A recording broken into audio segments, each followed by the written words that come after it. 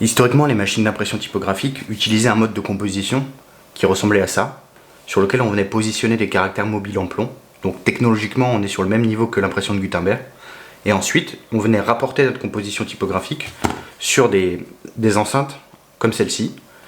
Et par un système de calage, on venait verrouiller notre design, et c'est ça qu'on vient rapporter dans la machine d'impression typographique. Heureusement, la technologie a évolué, et aujourd'hui, on peut accommoder nos designs à ces machines-là via des procédés plus récents, comme la réalisation de clichés en magnésium ou en photopolymère. Dans le cadre de la machine que je possède, qui est une Adana 8x5, je vais plutôt utiliser des plaques photopolymères. Donc le principe, c'est qu'on réutilise l'enceinte métallique de la machine, et on vient y caler une plaque, celle-ci est en aluminium, qui est fabriquée par Adana d'ailleurs, sur laquelle on va pouvoir venir coller nos plaques qui sont souples et qui vont permettre la réalisation de l'impression. Donc dans le cadre de la première partie de cette vidéo, on va regarder comment on peut générer un fichier qui est adapté à la réalisation de ces plaques en photopolymère, qu'on appelle aussi des clichés photopolymères. Et on regarde tout de suite comment ça se passe.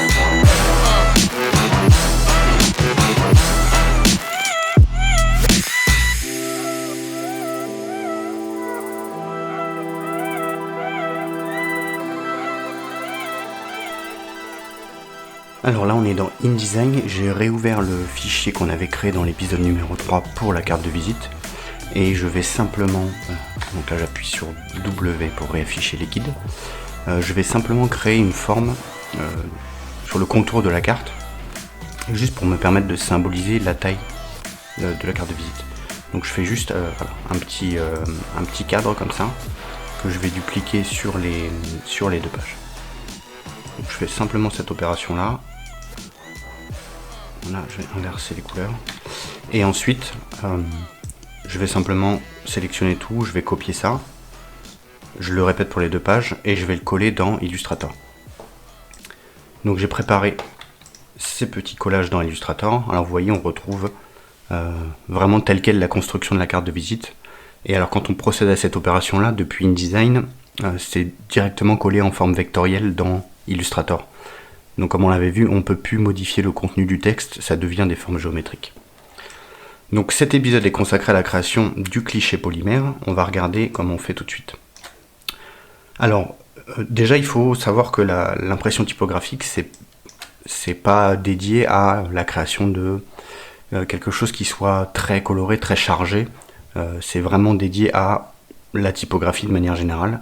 Et on se limite à 2 au maximum 3 couleurs parce que c'est assez compliqué à mettre en place autrement. Donc là je vais vous montrer l'exemple avec ces deux couleurs là, et je pense qu'au final on va créer simplement ce format là suivant une seule couleur. Ce sera plus simple pour moi ensuite et notamment moins cher à l'impression. Donc qu'est-ce qu'on fait quand on arrive là? Déjà on voit que ces deux formes là elles ont la même couleur et ces formes là ont la même couleur. Donc ce qui va se passer, c'est qu'on va devoir créer en fait deux. Donc là j'ai tout sélectionné, j'appuie sur Alt et je glisse, et pour que ça glisse de manière parallèle, on va dire, je reste appuyé sur Shift. Voilà. Donc là ça permet de placer ça correctement à côté. En appuyant sur la barre d'espace et le clic gauche, je peux me balader dans la fenêtre. Donc là j'ai créé deux formes. Le principe c'est qu'en fait je vais supprimer tout ce qui n'est pas de la même couleur sur la première, et pareil pour la deuxième. Donc là en fait on voit déjà apparaître nos deux types de plaques qui vont être utiles pour l'impression de la première page. Et l'avantage de la seconde page c'est qu'on a seulement le logo, donc là on n'aura qu'une seule plaque pour le verso. Ensuite qu'est-ce qu'on fait? Eh bien c'est une forme imprimante, et il faut garder en tête que quand le papier va venir se plaquer sur cette forme là, en fait il va prendre l'empreinte négative de ce cliché là. Ce que ça veut dire en fait c'est que il faut tout sélectionner, aller dans transformation et opérer une symétrie miroir verticale. Voilà. Ce qui fait qu'en fait quand vous allez plaquer votre papier, vous allez retourner votre papier pour le lire, et bien en fait le texte il sera dans le bon sens. Si vous gardez ça comme ça, en fait ça va pas marcher à l'occasion de l'impression. Ça va donner quelque chose de inverse en fait. C'est-à-dire ce qu'on voit à l'écran, c'est ce que vous lirez sur le papier si jamais on garde dans le bon sens notre design. Donc je le fais pour les trois. Oui, transformation, non, pas rotation. On a dit transformation miroir verticale. Voilà. Ensuite, ce qu'on va faire, c'est qu'on va utiliser le contour qu'on a créé tout à l'heure pour aller dans les effets et on va chercher trait de coupe. Voilà, en fait on va utiliser ces traits de coupe là qu'on va faire imprimer en même temps que le reste et ça va nous donner nos repères pour venir découper à la forme finale notre carte de visite. Donc là j'ai juste créé sur trait de coupe. Ensuite ce que je vais faire c'est dans objet, je vais aller tout de suite sur décomposer l'aspect, ce qui va me permettre d'opérer une petite modification sur ces traits de coupe. Vous allez voir pourquoi. Donc je double-clique, là je peux sélectionner les traits de coupe. Et en fait il se trouve que ils sont de base, je vais tout sélectionner, voilà. Ils sont de base à 0,3 points. Et malheureusement pour l'impression typographique, 0,3 points c'est un peu trop petit. On va privilégier plutôt des formes qui sont, ou des traits qui sont au minimum à 7 points. Il y aurait éventuellement une petite tolérance, mais j'ai jamais vraiment testé en dessous. Je trouve que 7 points ça marche bien. Et il faut vraiment garder quelque chose d'assez d'un minimum épais pour que ça puisse rendre correctement. Donc là je vais appuyer sur A, je vais venir sélectionner le haut de mes traits de coupe. Je vais les réduire un peu en taille, j'ai pas de nécessité d'avoir quelque chose d'aussi grand. L'intérêt c'est que ça va me permettre de réduire un peu la surface de ma plaque quand je vais vouloir la faire imprimer, et ça va réduire le coût de l'impression. Donc là je vais aller sélectionner ce point là, voilà, j'ai sélectionné le mauvais point, on va y arriver, on recommence. Ok, ça, et ensuite il faut que je rentre dans ma forme, voilà. Hop, donc en appuyant sur A, le premier et le deuxième. Alors je vais le mettre suivant la même longueur que les autres. Je vais décaler un peu ça, ça nous gêne pour la lisibilité. Je vais le mettre, allez, largement sur le côté, on verra. Globalement c'est le même concept pour chacune des plaques. Donc ce qu'on peut faire ensuite, c'est que on va supprimer ce cadre là. On ne veut pas imprimer le cadre, on veut juste que ce cadre nous serve à définir nos repères de coupe. C'est ce qu'on vient de faire là. La dernière chose à faire ensuite, c'est aller sélectionner nos formes. Et en fait, vous verrez que le procédé d'impression qu'on va utiliser, qui est donc la réalisation d'un cliché photopolymère, en fait il est basé sur une information qui marche sur le blanc et le noir. C'est-à-dire là où vous avez du blanc, on va créer un masquage qui gardera une certaine épaisseur, et là où il y a du noir, le photopolymère va être attaqué, va être rongé, et donc ça va permettre de créer cet écart de hauteur qui va en fait mettre en forme en 3D les lettres. Donc on va répéter ce procédé là pour l'ensemble des formes. Donc je vais le faire et je vous retrouve tout de suite après. Voilà, donc là j'ai créé mes 3 plaques. Ce qu'on va faire ensuite, c'est qu'on va procéder d'une part à la transformation de ces traits de coupe en forme pleine. Donc là vous le voyez pour l'instant, en fait la couleur est donnée par le contour, et ce que l'on voudrait c'est que ce soit plutôt la couleur de remplissage qui dicte la couleur. Donc ce que je vais faire, c'est que je vais aller sélectionner mes traits de coupe et je vais aller dans objet et décomposer. Donc là on a fond et contour qui sont cochés, ok. Donc là ce qui s'est passé, vous voyez, ça s'est inversé. Donc si je zoome un peu, on voit qu'en fait on n'a plus 2 points qui permettent de tracer le segment, mais c'est bien 4 points qui permettent de tracer le rectangle au final quand on zoome, qui définissait ce trait. Et ça va être utile pour l'opération qu'on va effectuer juste ensuite. La deuxième opération qu'il faut faire, c'est transformer la couleur de cette plaque en noir. Voilà. Et donc là on veut que tous les éléments qui composent cette plaque là soient noirs.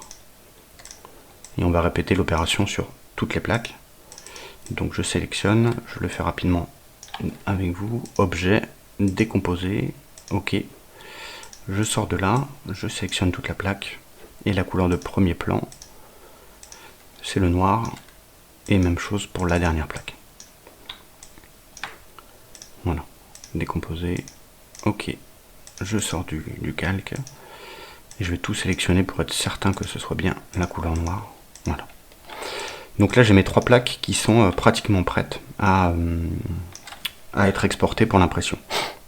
Donc comme je vous l'expliquais au début, pour respecter notre mise en forme et notamment le choix des couleurs qu'on avait fait sur la carte de visite, il faudrait que je décompose le recto de la carte de visite en 2 plaques, ce que je ne vais pas faire ici pour des raisons économiques et par simplicité de la vidéo que je vais réaliser ensuite qui vous montrera comment procéder physiquement à l'impression. Mais techniquement, il faudrait faire imprimer ces 3 plaques différentes pour respecter notre carte de visite telle qu'on l'avait définie. Donc j'ai créé un autre plan de travail sur lequel en fait j'ai réintégré l'ensemble des informations sur une seule plaque. Donc là on n'aura plus que 2 plaques, une pour le recto et une pour le verso. Donc j'ai opéré les modifications que je viens de vous montrer avec la transformation des tracés en mode couleur de premier plan. Donc là, 2 dernières opérations qui nous restent à faire. La première, c'est que je vais réduire un peu mon plan de travail. Il est très grand pour que il puisse correspondre aux plaques. Donc je vais sélectionner cet outil là et je vais redimensionner pour que ça corresponde au plus juste, à mes plaques. Alors je fais ça parce qu'en fait c'est un procédé dont le chiffrage est opéré sur la base de la surface que vous utilisez. Donc plus la surface est optimisée, moins vous allez payer cher. Sachant qu'il y a généralement des minimums dans le cas du sous-traitant avec lequel je travaille, le minimum de commande il est à 16 cm². Donc on pourrait faire un carré de 16 par 16 et tous les éléments graphiques qu'on peut faire entrer dedans, au final ils reviennent au même prix. Et ensuite si on augmente la surface, le coût augmente. Donc là j'ai mon plan de travail, donc c'est ce format-là que je vais vouloir faire imprimer. Alors, la dernière opération à faire, comme je l'expliquais plus tôt, c'est d'inverser les couleurs. Donc ce que je vais faire pour ça, c'est que je vais prendre une couleur de premier plan qui soit, je vais le prendre plutôt ailleurs, qui soit blanche, et je vais tracer un cadre qui va remplir toute la zone. Voilà, donc là il est en premier plan, je vais le mettre en arrière-plan. Donc là il est derrière. Et donc là on vient tout sélectionner et on va dans édition, modifier les couleurs, inversion. Voilà, donc là on se retrouve avec les couleurs inversées et la machine qui va permettre l'impression des plaques va utiliser ces informations là, c'est-à-dire le blanc correspondra à une zone de masquage et le noir sera la zone qui sera impactée par le rayonnement UV qui permettra ensuite, via le bain d'érosion, de créer une différence de volume et de relief entre les zones noires et les zones blanches qui nous permettront de créer au final nos formes imprimantes. Donc là on est vraiment au bout du procédé. Ce qu'on va faire enfin c'est exporter pour l'impression. Donc je vais plutôt faire un enregistré sous. Je vais sélectionner, donc on va pas le mettre sur le format Illustrator, on va le mettre en PDF. Et je vais utiliser simplement le deuxième plan de travail, qui est celui qui correspond bien à ce qu'on veut imprimer.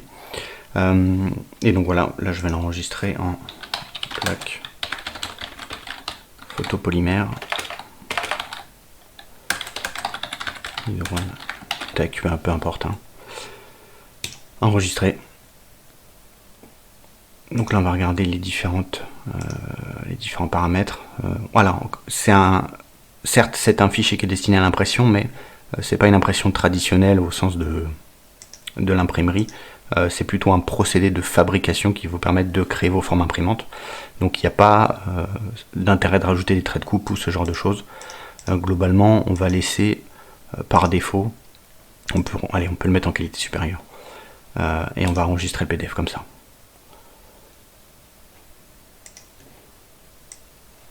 Donc j'ai bien ce qui nous intéressait, c'est-à-dire un document noir et blanc et qui dispose des informations en symétrie miroir, du contenu textuel qu'on veut imprimer et des traits de coupe.